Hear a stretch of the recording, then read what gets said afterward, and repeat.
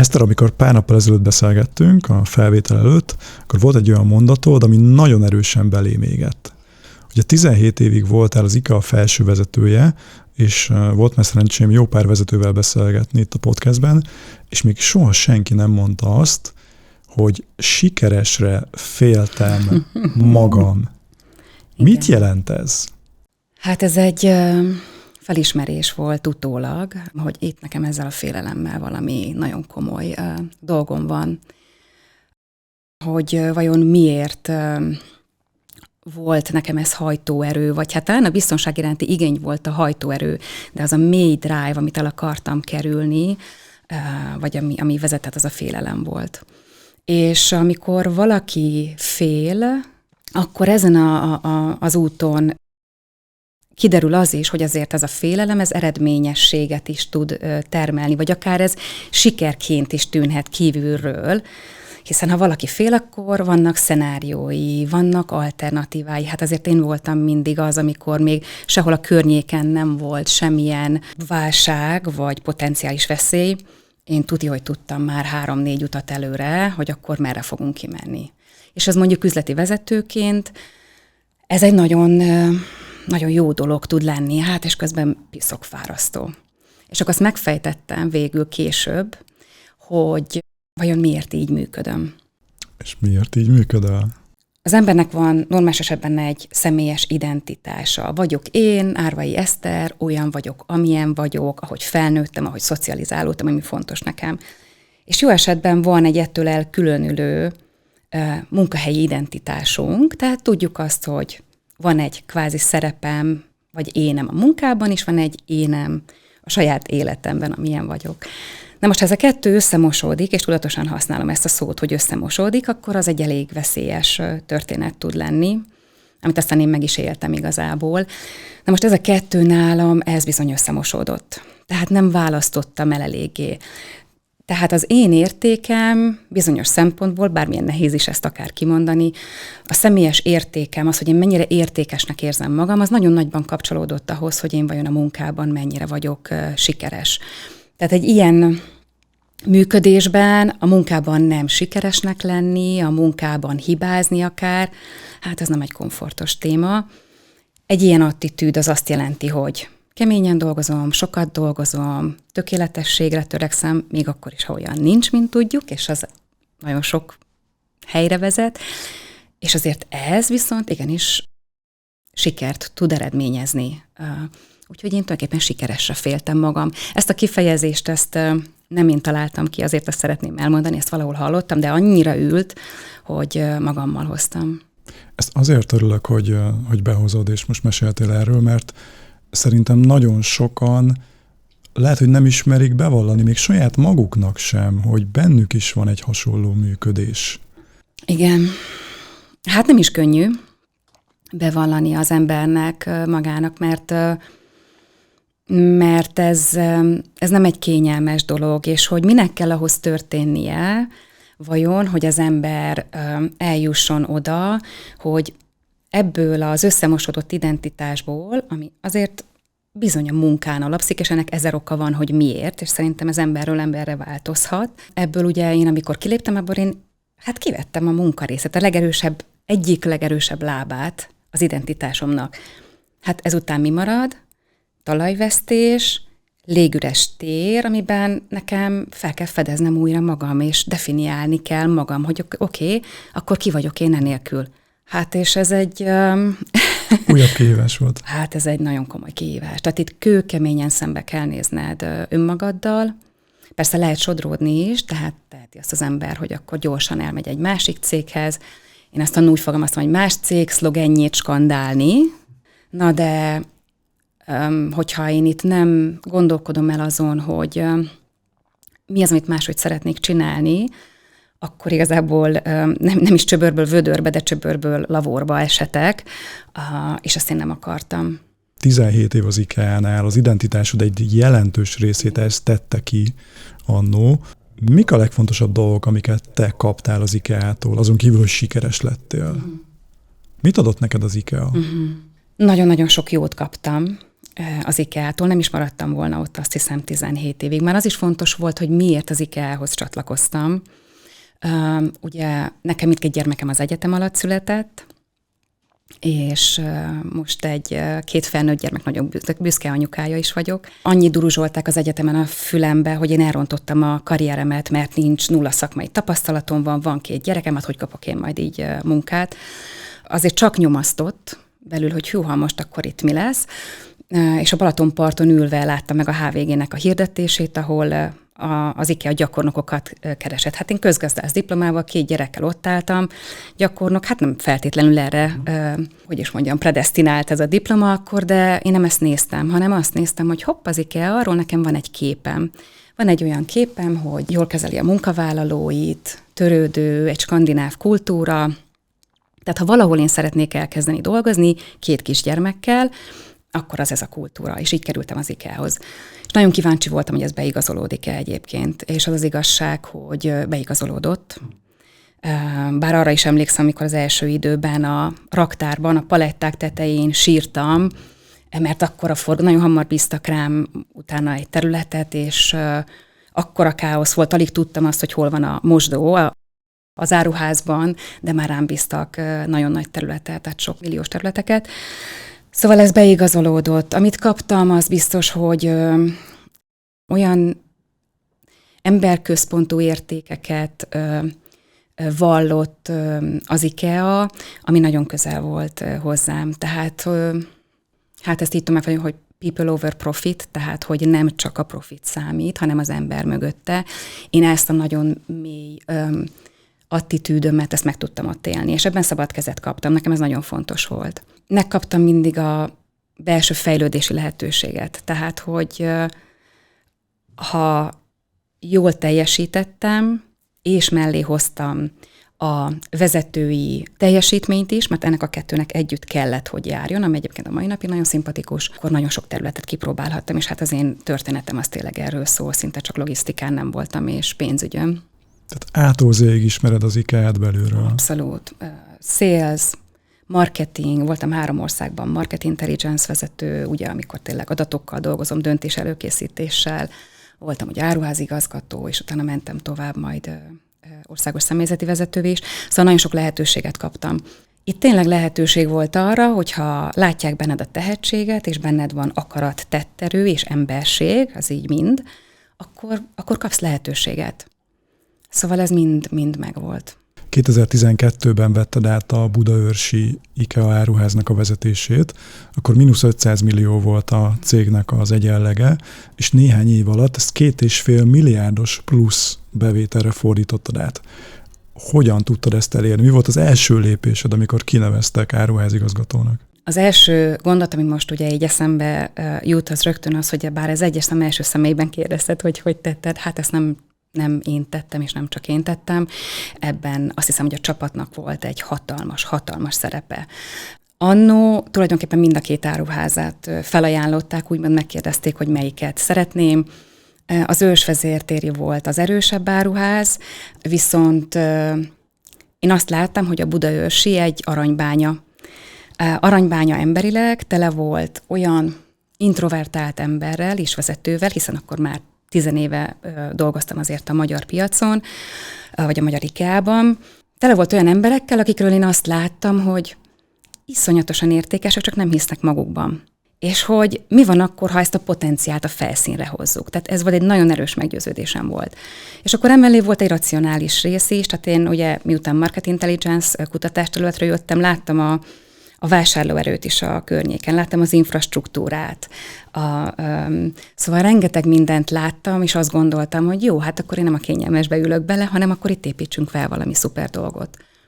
Az első lépés, amit kérdeztél, az volt, és ezt el is mondtam, rögtön így én azt szeretném, hogyha itt fél év múlva mi mindannyian hinnénk abban, hogy ez az áruház az egyik legjobb áruház lesz, és nem csak a régióban, hanem világszinten is nagyon sokat fogunk emelkedni, mert egész egyszerűen minden lehetőségünk megvan erre. Racionálisan is, és emocionálisan, emberi oldalról is. Viszont ehhez az kell, hogy ezt is sokszor mondtam, hogy együtt sírunk, együtt nevetünk. Ha jól megy, akkor együtt örülünk, ha nem megy jól, akkor bizony meghúzzuk együtt a nadrágszíjat. És akkor beszéljük meg, hogy mi kell ehhez. Én emlékszem a tekintetekre, hogy ez egy nagyon-nagyon furcsa és új narratíva volt nekik. Tehát én nem gyermekként kezeltem ott az embereket, hanem felnőtt, önálló, döntésképes embereknek, akik ha tudnak csatlakozni ehhez a vízióhoz, és ebben a hitben, akkor én minden erőmmel azon leszek, hogy ebben vigyem őket és segítsem őket, de ehhez ők is kellenek. És ez volt az, ami átfordította őket leginkább szerinted? Én azt hiszem, hogy igen. Tehát az embereket az, hogy hisznek bennük, hogy kíváncsiak a véleményükre, hogy egyenrangú partnerként kezeljük őket, van lehetőségük tényleg elmondani a véleményüket. Nálunk nem volt hierarchia, tehát olyan nem volt, hogy a kantin, ami ugye a belső étkező az IKEA-nak, olyan nem volt, hogy mellém nem tud valaki leülni ebédnél, és nem tudja megosztani a véleményét. Aztán néha meg én csodálkoztam el azon, hogy ülök a kantinban, odaül mellém az önkiszolgáló raktárból egy srác, akit eddig nem láttam, egy diák srác, aki aztán munkavállaló is lett, és megkérdeztem, hogy egyébként mit csinál az IKEA-n kívül. És valami olyan kutató biológus volt, hogy azt hiszem, hogy 20 percig alig ettem, mert én nem is tudom, gombáknak a fonalairól mesélt nekem, és le voltam nyűgözve, hogy kik dolgoznak nálunk. Utána egyébként csináltunk is egy olyan táblázatot, kértem egy olyat, hogy oké, tök jó, itt van az áruházi lista, mi a neve, mi a kollégának a száma, melyik területen dolgozik, na de tegyük már oda mellé, hogy és emellett ő még kicsoda, mihez ért. És olyan elképesztően sokszínű csapat rajzolódott ki abban a pillanatban, és mindenki sokkal több lett. Mi az, ami még hozzájárult ahhoz, hogy 5,5 év után, jól emlékszem, 2,5 milliárdos pluszba tudtad lendítani az áruházat? Igen, tudtuk.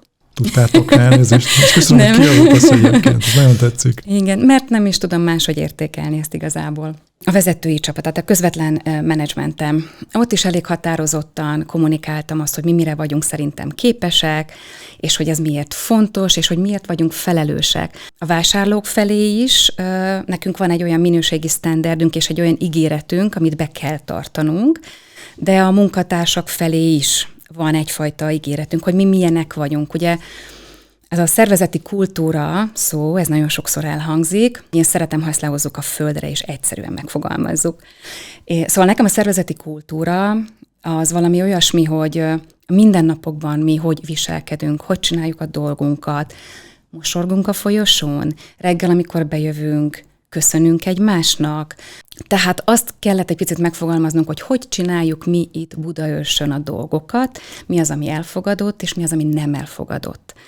Szóval ezen dolgoztunk, és itt a szigorúbb, azt hiszem, hogy a menedzsmentemmel voltam, és hiszen abban nagyon-nagyon hiszek, hogy onnan ez ugye leggörög, tovább megy a szervezet egésze felé, és aki fel tudott szállni erre a hajóra, ő ott maradt velünk, aki nem, ő neki vagy másik szerepet kerestünk, vagy ha teljesen nem tudott azonosulni, akkor bizony ott a céget el kellett, hogy hagyja. Ez nem egy könnyű dolog, de máshogy nem lehet. Mi volt az a néhány dolog, amire azt mondtad a vezetésed alatt, hogy oké, akkor ez most már nem fog beleférni a szervezeti kultúrába? A nem transzparencia, a felelősségvállalás nekem nagyon-nagyon fontos volt, hogy a területemért, a gondolataimért, az ötleteimért felelősséget vállalok. De akkor itt jött be egy nagyon fontos dolog, hogy mindezt úgy, hogy ne kelljen félniük az embereknek. Tehát félelemben nem lehet fejlődni. Tehát a teljesítményt azt ne a félelem motiválja, magas mérce, magas elvárás van, és teljesítményelvárás van. De az ne a félelmen alapuljon, hanem sokkal inkább azon, hogy még a félkész ötleteket is elmondhatom, még akkor is esetleg, hülyeséget mondok, mert belefér. Mert akkor együtt tudunk tovább gondolkodni. Annak hatalmas értéke van, amikor nekem nem kell tojásokon lépkednem, nyugodtan elmondhatom a véleményem, mert nem félek a következményeitől.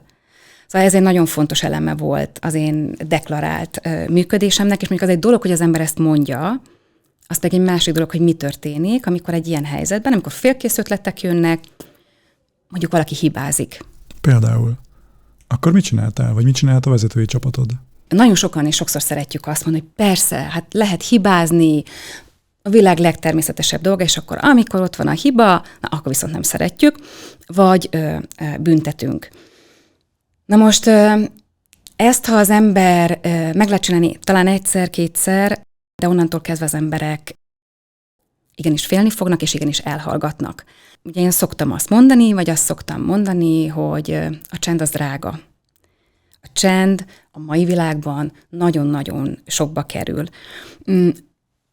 Eleve tehetséges embereket találni nem könnyű, de az még ráadásul csak az első része a dolognak. Mert ezeket a tehetséges embereket meg kell tudni szólaltatni. Na most ráadásul együttműködésre bírni. Tudásalapú gazdaságban élünk, amikor is a növekedés alapja, az innováció alapja, ami ugye alapvető versenyelőny, az az, hogy mi megosztjuk egymással a tudásunkat, az információnkat, beszélgetünk, különböző perspektívákat ütköztetünk. Ez elképesztően fontos. A mai komplexitásban nagyon ritkán van szerintem az, hogy egyetlen egy jó megoldás van. Több potenciális megoldás van, beszéljük meg, hogy melyik a legjobb. Csak ehhez ugye beszélni kell az embereknek, úgyhogy nekem a csend az mindig egy nagyon erős figyelmeztető jel volt. Egy történet erre, meg én csak nem tudom, miért mindig a kantin jut az eszembe, de egyébként az egy olyan tér, ahol az emberek elengedik magukat, ahol minden formális. Én nagyon hiszek az informális dolgokban egyébként, sokszor rengeteget mond. Szóval, amikor én bementem a kantinba, normális esetben zsizsegés van. Az emberek beszélgetnek, csicset, végre, nem dolgozom. Na most, amikor bementem a kantinba és csend volt, akkor ott, azt én meghallottam, hogy akkor itt most mi van. Leültem enni, figyeltem, az emberek esetleg ettek, de nem annyit beszélgettek, és én azonnal hívtam a menedzsmentemet, ilyen, hogy hát gyerekek, mi van ebben az áruházban? Valami nem oké, valami, beszéljük, majd tudtok valamiről, mi a gond? De ez ilyenkor rendes, aki ahol volt menedzsment, mátra tárgyaló, mindenki. És miután olyan volt a menedzsmenttel is köztünk a kapcsolat, ezért sokszor elég hamar kiderült, hogy valamelyik területen gond van, és annak a területnek a vezetője sem félt behozni. Mondok egy konkrét példát, logisztika. Hát a csodánkra jártak, volt egy egyébként rövid idő ezen a területen, amikor olyan hatékonyságot, produktivitást mutattunk, hogy a világ a csodánkra járt. Ami persze tök jó, na de ennek mi az ára? Ugyanis a produktivitás, ez most lehet, hogy meglepő is lesz, az eladott köbméter per munkaóra. Tehát tulajdonképpen hány ember, tehát minél kevesebb ember tud eladni még több köbmétert, palettát, árut, annál magasabb ez a szám. Ami nagyon jó, de hogyha ez egy egészségtelen szint fölé megy, az mit jelent? Az, hogy azok az emberek, akik ezt tolják, ők brutálisan túl vannak terhelve. Tehát hiába lehetett volna csillogni, villogni, hogy mi vagyunk a világon a legjobbak, mondjuk productivity-ben, hát ne legyünk, mert ez rövid távú. Ott mi az embereinket kiégetjük, és mi nem ebben hiszünk, hanem hosszú távú működésben.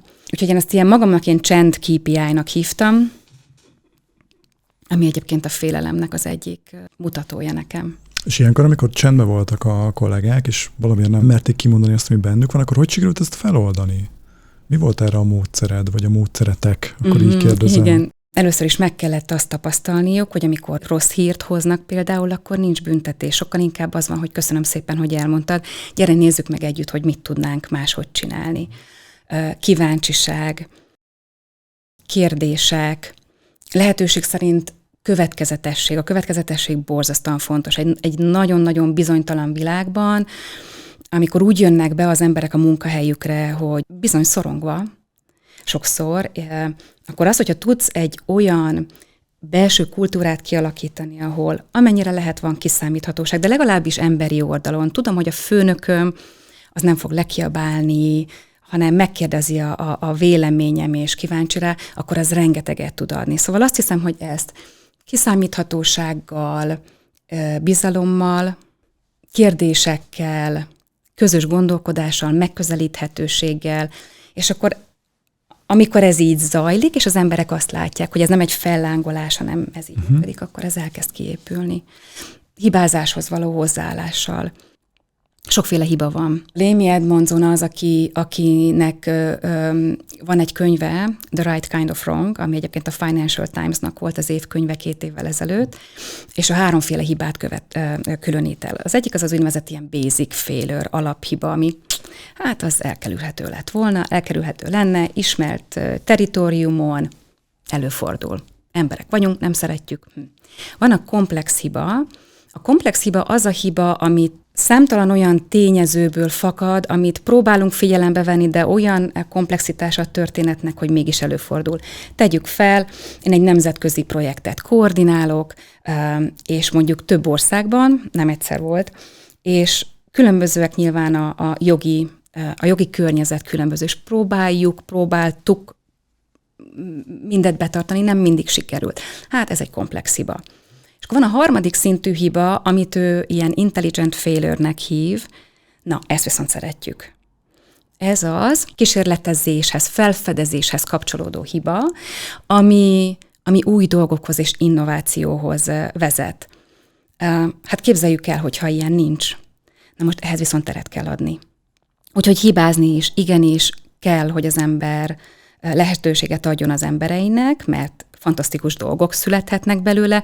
Ha pedig a másik 2 hiba van, akkor pedig próbáljuk megfejteni, hogy mi volt ott a gond, és tanulni. Tehát nem lehet egy hibát nyilván 5-10-szer ismételni, az nem.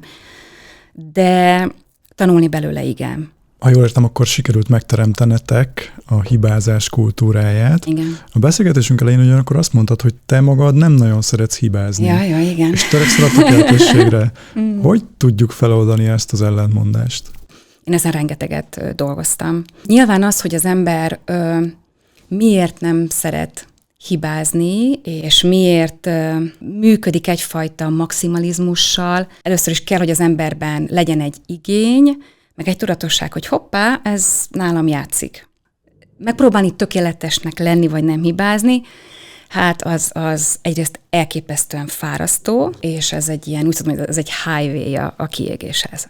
Szóval ilyen nincs egész egyszerűen. Igen. És ugye én az ausztriai évek végére bizony belefutottam egy kiégésben, rengeteg tényezője volt, szóval megtanultam a saját káromon, hogy ezt nem így kell csinálni. Azért is égtél ki, mert folyamatosan a hibátlanra törekedtél, a maximumra, a tökéletesre? Tudod, hogy fogalmaznám most? Kontrollként. Ugyanakkor nagyon más az, és nyilván nem tudatosan, tehát magad próbálod kontrollálni, ugye? Mindig figyelsz arra, hogy viselkedsz. Más az, amikor egy 4 fős csapatot próbálsz irányban tartani, kontrollálni. Ahogy nekem nőtt, ugye akkor 15 fő, 20 fő, a Budaörsi Áruház akkor már bőven 300 fő volt, és Ausztriában pedig már egy 3000 fős szervezetért tulajdonképpen feleltem a teljes HR stratégiáért. Érdekes módon, és erre rengeteg visszajelzést kaptam, hibázni az embereimet engedtem, és az volt az attitűd, amit neked elmondtam, magamnak nem. De hát aztán megtapasztaltam a saját bőrömön, a saját egészségemen, hogy nem akarok ebbe beledögleni, hát nem tudom szebben mondani, akkor itt nekem változtatnom kell. Szóval az élet, a testi jelzéseim megmutatták, hogy hopp, stopp, és akkor tessék elgondolkodni. És ez volt az a pont, ahol eldöntötted, hogy búcsút mondasz az IKEA-nak? Igen. Emlékszel arra a pillanatra, vagy napra, amikor ez a döntés megszületett benned? A döntésre igen, azért ez már érett bennem akkor egy ideje, tehát sikerült ráhúznom tisztességgel az első gondolat megjelenésétől, mert hogy 3000 főt egy 9 fős HR-rel vinni, ez még szakmai szabályok szerint is bizony nagyon-nagyon alacsony számot jelent, és tulajdonképpen nem volt struktúra. Én egy struktúrált ember vagyok, mert nekem a hatékonyság is fontos, az emberek mellett a teljesítmény is nagyon fontos. Úgyhogy én ennek gőzerővel nekiláttam, és nagyon szépen sikerült is felépíteni ott egy szervezetet. 1 év után már éreztem, hogy ez valami nagyon-nagyon kemény meló, és hát ugye én akkor ingáztam Bécs és Budapest között, és ugye hát bár nagyok voltak a gyerekek, azért mégis itt voltak, tehát nekem ez egy nagyon kemény dilemma volt, és folyamatos vívódás magamban, édesanyaként. 1 év után éreztem azt, hogy hogy itt a feltételek nem feltétlenül adottak, plusz beindult egy transformáció, azt is én vittem. Volt, hogy 20 szakszervezeti vezetővel ültem ott, és tárgyaltam, mert Ausztriában nagyon szigorúak a szabályok egy német ügyvéddel, ugye nekem németből is felsőfokom, nyelvtudásom van, hát ott csúcsra volt járatva, közben az érzékenység. Tehát volt, hogy addig tárgyaltunk, már a 3. hónap végén, hogy az áruházban, ahol tárgyaltuk, ott lekapcsolták a lámpákat, mert hogy nem, hogy bezárt az áruház, de mára, és akkor mindenki állt fel, és mondta, hogy mindenki vissza. Mert hogy mi innen addig nem megyünk ki, amíg az utolsó pont volt már, csak meg nem állapodunk, mert az a 3000 munkatárs az arra vár, hogy mi eldöntsük ezt az utolsót. Mi ezt nem tolhatjuk még 2 héttel tovább, azért vagyunk itt, mert nekünk az a felelősségünk. Úgyhogy hát nem biztos, hogy ezért nagyon szerethető voltam ott, de lezártuk és megcsináltuk. Azért ez nagyon-nagyon komoly fáradtsággal járt, és akkor a testem tényleg elkezdett jelezni, hogy gyomorgörcs, szédülések, bizony pániknak a jelei is megjelentek egy-egy pillanatban. Az már egyébként így korábban éreztem ezt a fáradtságot, akkor volt az, hogy nem autóval mentem már Bécsbe, hanem azt mondtam, hogy jó, akkor vonattal. Csak egy kis fun fact, hogy mielőtt elvállaltam az Ausztriát, azelőtt én örökbe fogadtam egy házi cicát, és hát akkor ugye elfogadtam végül ezt a pozíciót, és hát akkor a cicát, akkor most az ember nem teszi ki a cicát, akkor travel cat leszel, kis cicám. Úgyhogy jött velem az autóban, meg a vonaton az ölembe, az jó volt, és mentünk ki végül 2020. januárjában, vasárnap szokás szerint ültem fel a vonatra, a cicával, meg a bőröndel, és mentünk, de már éreztem, amikor felültem, hogy nem, én ezt nem akarom. Elértünk a határig, és Moson-Magyaróvár állomás, és akkor így fogtam, vettem egy levegőt, egyik kézbe bőrönt, másikba a cicahordozó, vonatról le, vonat el, másik peronra át, és haza cicával, bőröndel a vonattal, mindig carsharinggel mentem haza a vasútállomásról, és leültem, tényleg egy pohár bort fogtam, és akkor utána én felmondtam, és nyilván lezártam azt az időszakot, elköszöntem, stb., de ott volt az a pont, hogy akkor itt a vége. Biztos vagyok benne, hogy sokan, akik hallgatnak minket, akár vezetők, akár leendő vezetők, de lehet, hogy nem is vezetők, bennük is felmerült már, hogy ez nem az én munkahelyem, fel kéne mondanom, ez nem én vagyok. Honnan lehet tudni, hogy tényleg elérkezett az a pont, amikor azt kell mondani, hogy ennyi volt, és most odébb állok, most egy új fejezetet indítok? Kezdem onnan, hogy mi az, amit egész biztosan nem érdemes megvárni, azok a testi jelek. Vagy legalábbis, ha valakinek ennyire kell ez a bizonyosság valamiért, akkor nem menjen el a falig. Ez mit jelent, hogy elmenni a falig? Hát, hogy valakinek mondjuk egy sztrókja lesz, vagy szívrohama lesz, vagy komoly pánikbetegsége lesz. Ezeket gondolom úgy, hogy falig. Ahogy így idősödöm is, rájövök azért arra, hogy a legtöbb dolog, hát szerintem minden dolog az időről szól. Mindannyiunknak 24 órája van egy nap. Az, hogy ezt a 24 órát, ezt mi mivel töltjük, az valami brutál fontos. És hogy ebben legyen egyfajta egyensúly, balansz, prioritás, egyáltalán tudom-e, hogy hova folyik el az időm. Van egy nagyon-nagyon jó könyv, bár olvastam volna a gyerekeimnek, korábban én nem időben találkoztam ezzel, bár azóta ők ezt megkapták nyilván. A Momo című könyv, javaslom mindenkinek, a Végtelen történetet is ő írta. Szóval ez tulajdonképpen az időről szól, a prioritásokról, és hogy mi számít. Ha folyamatosan és rendszeresen, egyrészt tegyük fel, vannak testi jelek, az már egy nagyon komoly jelzés. Ha folyamatosan azzal kelek fel, hogy akkor most miről is szól ez az egész nap? Miért csinálom azt, amit csinálok? Ikigai, nem nagyon belemenve a részletekbe ezt is, de tudom, hogy volt is erről egy adás, nagyon jó volt egyébként, meghallgattam. Miért kelek fel reggel az ágyból? Nagyon fontos lenne tudni. Kevesen tudják szerintem. Én ezt úgy fogalmaztam meg annó magamnak, hogy mit szeretnék, ha 75 évesen ülök egy fotelban, és ott van a kezemben egy fotóalbum, ami az életemet mutatja. Akkor abban milyen képeket szeretnék látni? És én rájöttem arra, hogy én nem csak, értsd jól, kék-sárga képeket szeretnék benne látni, és nyilván nem csak az lett volna, de sokkal színesebbet, sokkal élettelibbet. És akkor ez egy olyan erős gondolattá vált belőlem, hogy na jó, hát akkor itt nekem kell változtatnom. Szóval aki ezen gondolkodik, vegye észre a jeleket. Sokszor egyébként a külvilágtól is kapunk jeleket, a hozzánk közel állóktól. Ha csak a munkámról tudok beszélni, például még a munkán kívül is. Az gyanús. Gyanús. Van hobbim? Nincs? Lehet, hogy probléma. Na hát ilyenkor gondolkodjunk el. Meghoztad a döntést, cselekedtél. Ugye ennek idestova most már 6 éve. Igen. És most a saját példámat is be tudom hozni, hogy én is átmentem egy ilyen változáson, egy ilyen transformáción, és nekem személy szerint az volt a kihívás, hogy egy multinacionális telkó cég, a Magyar Telekomnak voltam egy középvezetője, és a telkó szektorból, az IT szektorból eveztem át az oktatásba, tehát ez volt egy nagy identitásváltás nálam, másik pedig az, hogy alkalmazottból lettem vállalkozó. Igen. Te hogy élted meg ezt az identitásváltást? Szörnyen.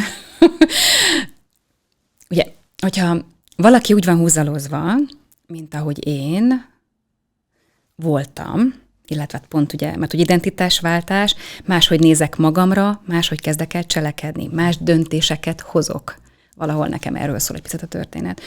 De hát én biztonságra voltam húzalozva alapvetően, tehát a vállalkozás az nagyon sok minden, de nem biztonság. Úgyhogy, és hiába vagy senior az egyik szerepedben, hogyha itt full juniorként állsz ennek neki, vagy legalább aztán tényleg botladozás, nekem legalábbis az volt. De én nem is azt fogalmaztam meg magamnak, hogy én vállalkozó szeretnék lenni, soha környékemen sem volt vállalkozó. Én mindig nézem azokat, akik, hát én már gyermekkoromban vállalkozó szerettem volna, de hát én nem. Viszont azt tudtam, hogy bele kell tennem, nem tudtam, éreztem. Bele kell tennem magam egy olyan helyzetbe, amivel feszegetem a saját határaimat, és szembe tudok nézni a félelmeimmel.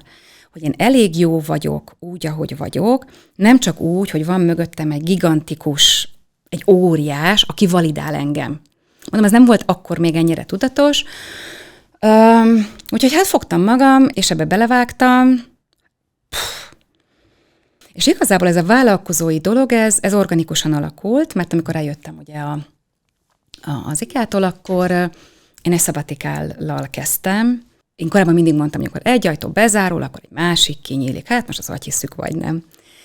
Én kitettem a LinkedInre akkor egy posztot, mert tényleg gyönyörű szépen úgy köszöntek el tőlem még egyébként Budaörsön a kollégák, ami egyébként azt tartom a mai napig a karrierem csúcsának, nem az ausztriai időszakot. Igen. Ezt elmeséled nekünk?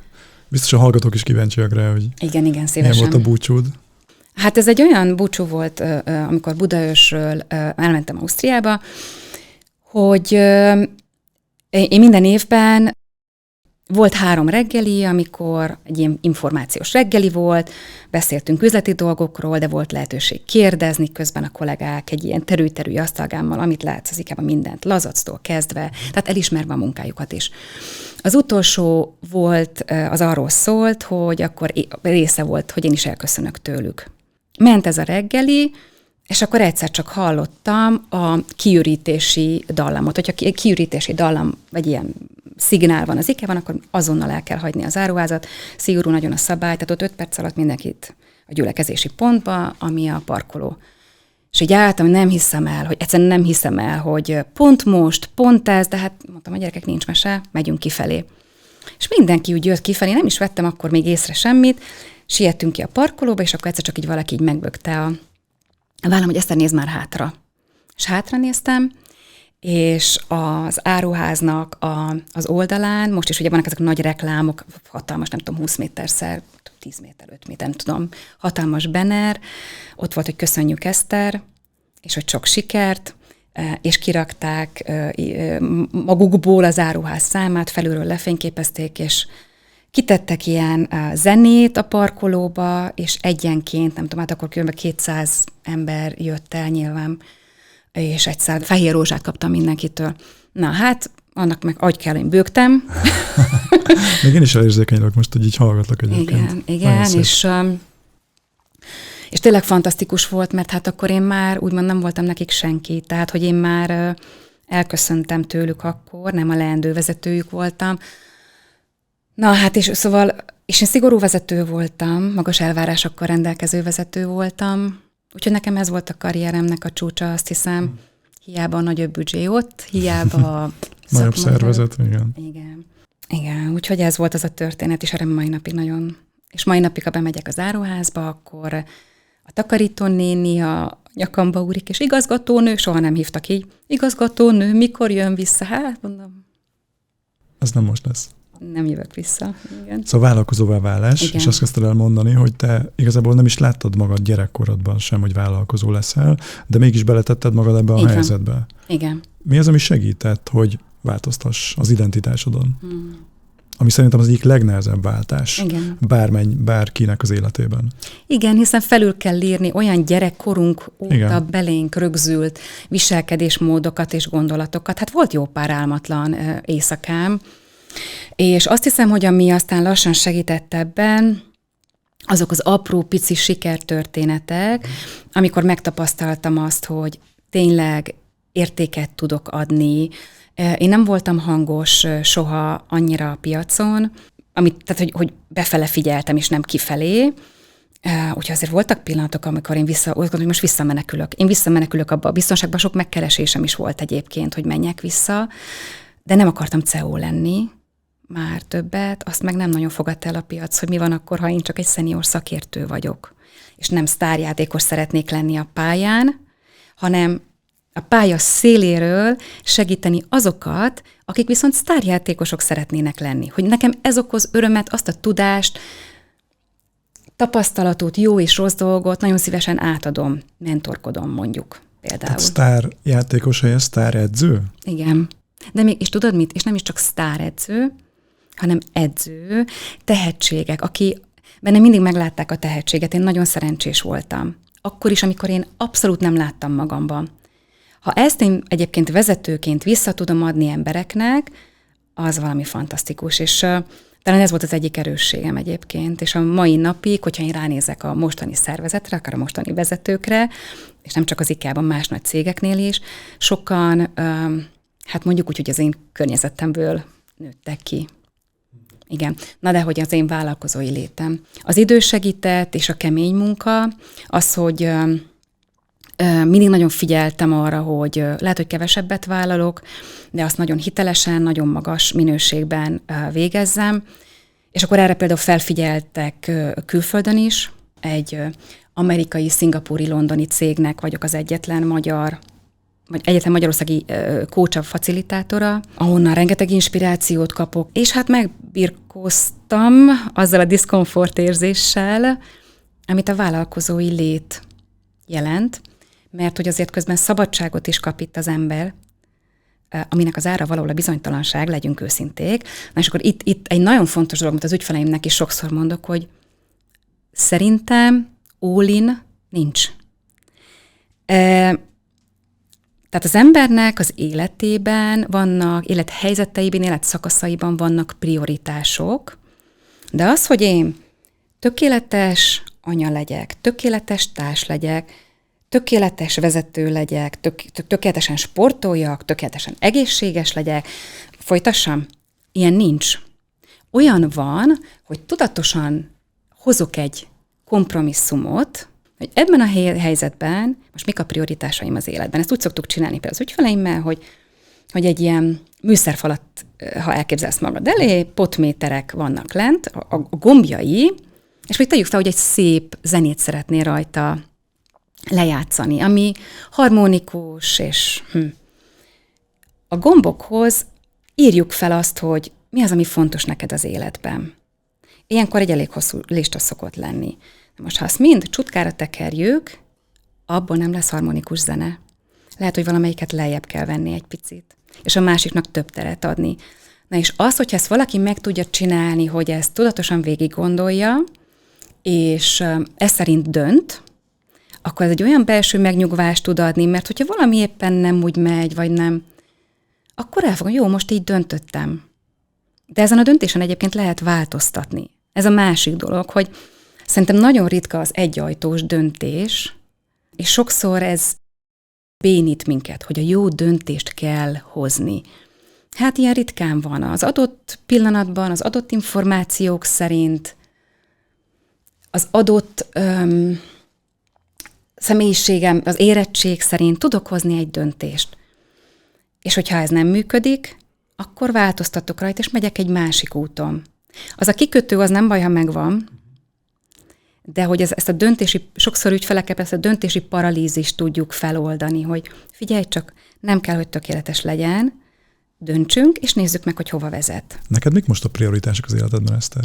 Az, hogy meg tudjam élni a különböző területeit, szerepeit az életemnek egy sokkal kiegyensúlyozottabb módon.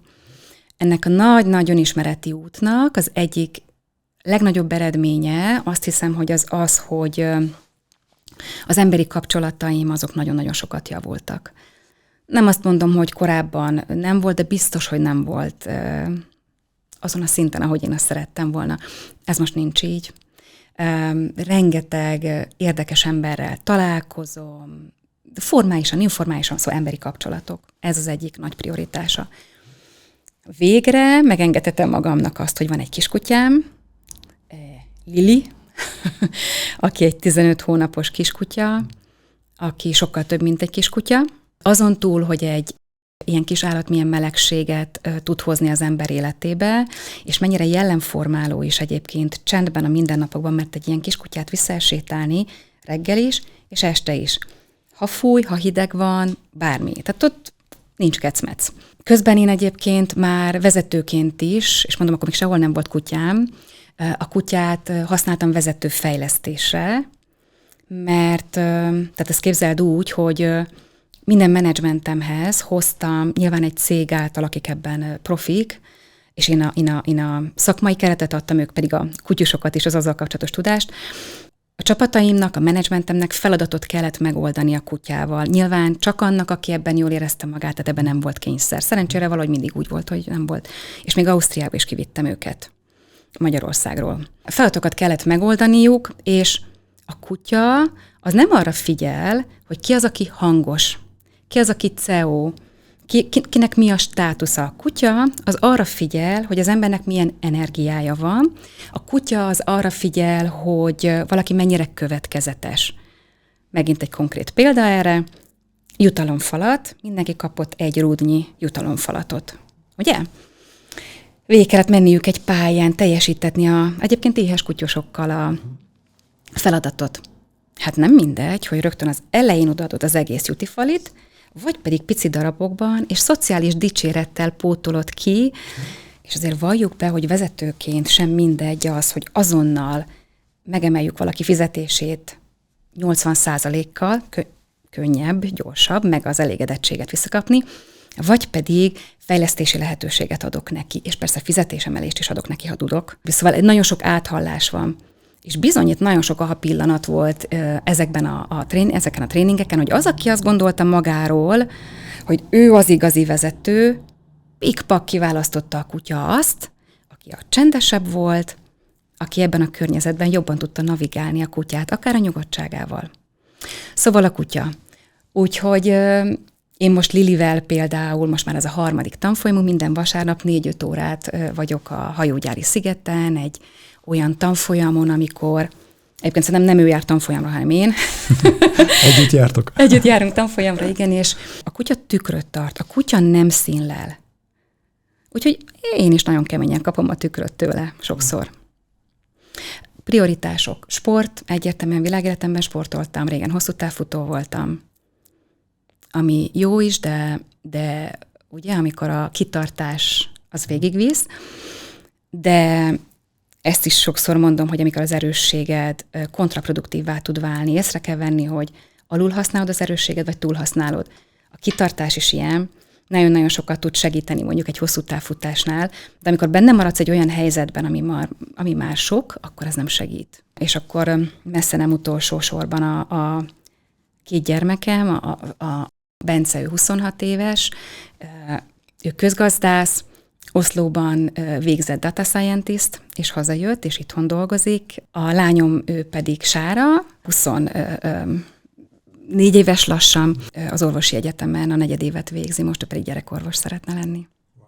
Igen, úgyhogy büszke anyuka is vagyok, velük is a lehető legtöbb időt töltöm, és a párommal, amennyit tudok. És akkor ebben benne van a munka is, de helyére került a munka. Hány százalékát teszi ki most az életednek a munka? Ez nagyon-nagyon változik. Nekem a vállalkozás az egy eszköz. Én nem szeretnék nagyot építeni, én nem abban gondolkodom, hogy egy birodalmat építek, én hatással szeretnék lenni, értelmes dolgot szeretnék végezni, úgyhogy hullámzó. Van, amikor nagyon-nagyon sok, akkor azonnal bejelez a rendszer, hogy hello, például az alvásnál gond van, ami nagyon ritkán fordul már elő. Újra tanultam aludni. Az alvás az nekem, ott nincs kompromisszum. Úgyhogy nagyon-nagyon változó. És akkor van, amikor kevesebb.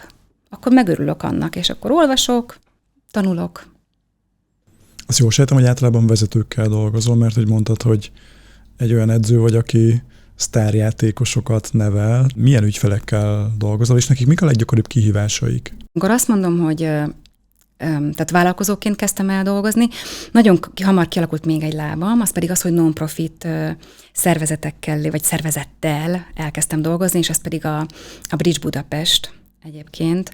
És nagyon-nagyon hálás vagyok nekik, és egyébként a Pistyúr Verának személyesen is, hogy ők engem befogadtak, és ott meg tudtam élni azt az énemet, aki tényleg csak ad, aki segít, aki fejleszt, mert ott rengeteg olyan nagyon-nagyon értékes, kíváncsi fiatal vezető van, ahol ennek az adásnak az örömét én meg tudtam adni. Szóval ez az egyik, egyébként egész erős lába a működésemnek. Hogyha a profitos részét nézem a működésemnek, akkor dolgozom egyéni ügyfelekkel, ahol vagy vezetői elakadásokban segítek nekik. Sokszor nők keresnek meg egyébként, akik megfelelési kényszerrel, imposztor szindrómával, kishitűséggel szembesülnek, és ebből nem tudnak igazából valahogy kilépni. Egészen magas pozícióig megvan ez a jelenség, és akkor ebben tudok én nekik segíteni, abban, hogy felfedezik a saját belső erejüket, máshogy kezdenek el kommunikálni, máshogy működnek. Ez egy jutalomjáték. A másik lábam pedig, amikor cégekkel dolgozom, ott tényleg felsővezetőkkel, felsővezetői csapatokkal, nagyon szeretem az off-site-okat, amikor elmegyünk, és együttműködésen dolgozunk. Az én kulcstémám az a bizonyos pszichológiai biztonság, amiről beszéltem korábban, félelem nélküli szervezet. Itt egyébként találkoztam is azzal a harvardi professzorral, Amy Edmondsonnal, aki ennek tulajdonképpen a megalkotója. Úgyhogy itt Hollandiában ő kötött be a saját iskolájába is, úgyhogy ez az egyik kulcsterületem, illetve még a fejlődési szemléletmód, growth mindset, fixed mindset, és ez is nem azért, mert abban én olyan nagyon-nagyon jó voltam régen, hanem pont azért, mert végigmentem egy úton, és ezeket a tréningeket most már én külföldön is tartom, Finnországban, Svájcban, most majd megyek Amerikába, vagy Dél-Koreába. Hiányzik az IKEA? Az IKEA, mint cég, nem. Az emberek igen. A csapat nagyon hiányzik, hiszen egy csapatban lehet szerintem igazán jól gondolkodni, perspektívákról beszélgetni, visszajelzést adni, kapni, együtt gondolkodni. Ennek megtaláltam egy olyan módját végül, hogy ne kelljen céget építenem, de mégis meg legyen körülöttem ez a csapat, és akkor van körülöttem egy jó pár olyan tanácsadó, értékes ember, akiket mondjuk behívok magammal. Tehát most például nekem nagyon fontos a változatosság, mert néha így kisül az agyam. Egy cégnél például most hálózatkutatást végzünk a teljes szervezetre. Itt is tudtam, hogy melyik céget szeretném behívni, hogy egy picit megnézzük azt, hogy van egy cégnek egy formális hálózata, na de mi zajlik ott a kantinban. Na, pontosan, tényleg a kantinban. Úgyhogy most így találtam meg, hogy tudom, hogy kiket hívok be akkor, amikor fontos. Az emberek, igen, meg a csapat, meg az a közös energia, ami ott a mindennapokban Úgyhogy őszintén szólva, az, hogy merre vezet az utam, nem tudom. Most így nem tudom neked azt mondani, hogy figyelj, jövőre ezt csinálom, és itt az 5 éves tervem nincs. Létezik az a cég, aki el tudna csábítani egy felsővezetői pozícióba téged? Felsővezetői pozícióba nem hiszem. A felsővezetői pozíciónak nagyon komoly ára van. Mi volt az az ára, amit te fizettél a 17 évi KA-ért?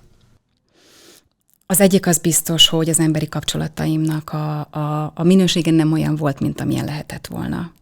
Ezt sajnálom is egyébként. Ezt meg kellett tanulnom. Hát, és az már személyes, de biztos, hogy az is, hogy a gyerekekkel talán még több minőségi időt tudtam volna tölteni. Persze ott voltam velük, és minden óvodai előadáson ott voltam. Erre kínosan figyeltem, hogy a munkatársaim is. Konkrét eset board meeting volt, jött oda az egyik emberem, hogy Eszter, board meeting, de hogy a kislányomnak elsős és az első előadás, mondom, nem kérdés, tessék menni. Szóval, de azért a mai napig fáj az, hogy bizony volt egy-egy olyan időszak, amikor úgy tudtam mesét olvasni a gyerekemnek, hogy folyékonyan, tökéletesen, hogy közben céges problémákat oldottam meg a fejemben.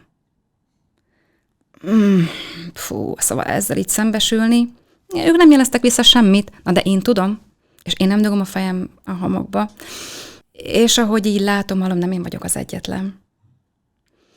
Úgyhogy biztos, hogy ez is ára. Aztán persze azt is látom, hogy ezekről lehet utána beszélni, és ezeket fel lehet oldani. Én, amikor túltoltam ezt a munkadolgot, én is kiszálltam, és megérkezett egy jó pár olyan gondolat, hogy hát ezt nem jól csináltam. Én elnézést kértem a gyerekeimtől, és azt mondtam, hogy figyeljetek, ezt itt ma már nem így csinálnám.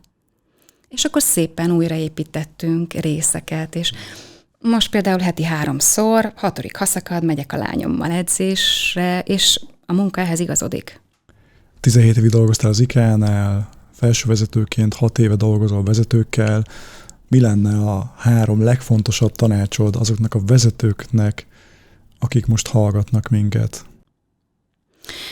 Az egyik, bármennyire is klisészerűen hangzik, az az önismeret.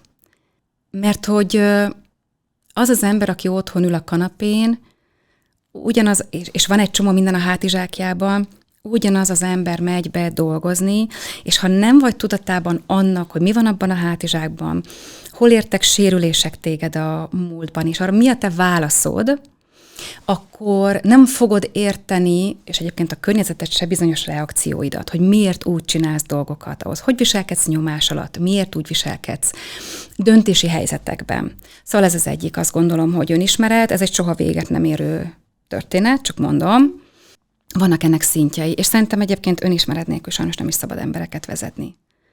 Mert vezetőként annyi ember életére vagyunk hatással, hogy elsők itt is bejön, hogy ki miért vezető. Vajon ezt a kérdést is érdemes feltenni, hogy valaki miért vezető, hogy tudja-e? Azért, mert valaki belelátta, kinevezte, mit akar kezdeni ezzel a pozícióval? Ez neki hatalom, pénz, nem tudom, siker, oké, nincs ezzel baj, de hogy legyen tisztában, hogy hatás, tehát ő hatással van. Tetszik, nem tetszik. Önismeret. A másik, ami szerintem fontos, az a mentális jóléte a vezetőnek. Fáradtan, kimerülten, kiégve, elégedetlenül, energia nélkül nem lehet csapatot vezetni hosszú távon. Hogy tudnék én egy elkötelezett csapatot irányítani, és nekik energiát adni, és lelkesíteni, ha én túlélem a mindennapokat? Ott akkor át kell gondolni, hogy vagy hogy tudok változtatni a működésemben, vagy mit tudok máshogy csinálni, vagy esetleg másba kezdeni. Hát a harmadik, az lehet, hogy csak a vezetők egy részének szól, de itt egy picit önző módon személyes leszek, hogy egy picit elgondolkodni az empátiáról. Szét tudom választani 2 célcsoport irányába. Az egyik az empátiának a fontossága. Tehát a mai világban azokat a vezetőket követik, tényleg, és ezt nem én vagyok az első, aki mondja, akikhez az emberek tudnak kapcsolódni, nem a tökéleteseket, hanem az emberi vezetőket. Hát a fiatalabb generáció pedig aztán különösen. Ehhez hozzátartozik a sérülékenység is, az, hogy nem akarok tökéletesnek látszódni. Szóval az empátiának a fontossága. És közben látok egy olyan csoportot is, ahova én is tartoztam, ha az empátia túlműködik, és túltolom, és nem figyelek ennek a határaira, akkor egész egyszerűen hosszú távon nem tudok jó és hatékony vezető lenni. Tehát saját magamért is kell, hogy tudjak határt húzni, egész egyszerűen azért, hogy sokáig tudjam azt a csapatot a legjobb tudásom, szívem szerint vezetni. Felelősségvállalás vagy önfeláldozás. Ez a kettőt nagyon fontos. Felelősségvállalás az, amikor stabilan tudok működni, empatikusan kapcsolódva. Önfeláldozás az, amikor már felemésztem magam, amikor én elkezdek rosszul lenni. Az nem segít sem engem, sem a csapatomat. Szóval ez pedig azoknak a vezetőknek lenne a tanácsom, akik ebbe a csoportba tartoznak. Szuper tanácsok. Köszönöm szépen a hallgatók nevében is. És most már elérkezünk lassan a villám kérdésekhez. Előtte még gyorsan elmondom nektek, kedves hallgatóink, hogy akár vezetők vagytok, akár leendő vezetők, egy vezetőnek nagyon fontos eleme az, hogy folyamatosan tanul és képzi magát. És ennek része lehet a könyvek, még inkább a hangos könyvek tárháza, és ebben van egy különleges lehetőség most számotokra, ez pedig a Voice, a magyar hangos könyvtár, amelyben több mint 2500 könyvet tudtok már meghallgatni. És ha szeretnéd ezt kipróbálni, az első 30 napban 90%-os kedvezménnyel, akkor menj fel a karizma.hu/voice oldalra, karizma.hu/voice, e-mail cím, érkezik a kuponkód, és már lehet is hallgatni a SuperApp-nél SuperApp könyveket. Vissza hozzád, Eszter, villámkérdések, az egyik kedvenc részem. No, ha újra kezdenéd a karriered, mi az, amit másképp csinálnál? Sokkal jobban figyelnék arra, hogy hol vagyok én magam ebben az egész történetben. Valahogy, ha rá tudnék jönni arra, hogy az saját értékem az nem a munkabeli teljesítményemtől függ, azért sokat adnék, ha ezt tudnám az elején. Wow. Mi az a hiba, amit leggyakrabban el szoktál követni? Túlvállalom magam. Ismerős. Túlvállalom magam. Mi volt a legjobb tanács, amit valaha kaptál? Az, hogy ne tegyem magam mindig hátrébb és mások mögé, hanem szeressem és becsüljem magam annyira, hogy meghallom a saját belső hangomat és saját igényeimet, és ezért ki is állok. Mi a te szuper képességed? Ez természetesen jön belőlem, és ezért nem kellett, azt hiszem, hogy sokat tennem soha, az, ahogy tudok kapcsolódni emberekhez. Azt gondolom, hogy előttem egy emberi lény van, az ő tapasztalatával, csomagjával, történéseivel, számomra a pozíció, a hierarchia, egész egyszerűen nem érdekel, és nem ez alapján ítélem meg az embereket. Tehát engem az ember érdekel, a történetei, kíváncsi vagyok rá, és szerintem ez átjön az embereknek. Úgyhogy a kapcsolódás. Ezt tanúsítom, hogy abszolút átjön. Emiatt is kértelek fel, hogy beszélgessünk. Köszönöm. Mi a legnagyobb félelmed?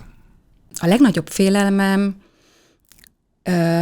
jelen pillanatban, hogyha egy olyan helyzetbe kerülnék, ahol megint beszippantana esetleg, be tudna szippantani a munka, vagy valami nagy cél, egy nagy ügy, akkor nehogy visszaesek ebbe a régi mintázatba, és ebbe a régi működési módba, hanem bízzom abban, hogy látnám már ezeket a jeleket, bízni szeretnék abban, hogy időben észreveszem a jeleket. Egyébként ezt valamennyire kihelyeztem. Van körülöttem egy úgynevezett ilyen personal board, egy olyan csapat, akiket explicit megkértem, hogy ha azt látják, hogy előjönnek régi mintázatok, akkor azonnal szóljanak, és neki méljenek. Mi az a szokás, ami legpozitívabb hatással van az életedre? Lehet 2 is? Lehet 2 is. Az egyik a kutya, Lilike, és a vele az a napi 12-15 ezer lépés, ami szinte minden nap megvan a természetben kint. A másik a sport, tehát az nekem egy ilyen mentális történet. És akkor azért ehhez is kapcsolódik, hogy a gyermekeimmel töltött idő, és hogy ebben nincs kompromisszum. Eszter, és végül az a kérdésem, hogy lehet veled kapcsolatba lépni, hogy lehet veled együttműködni?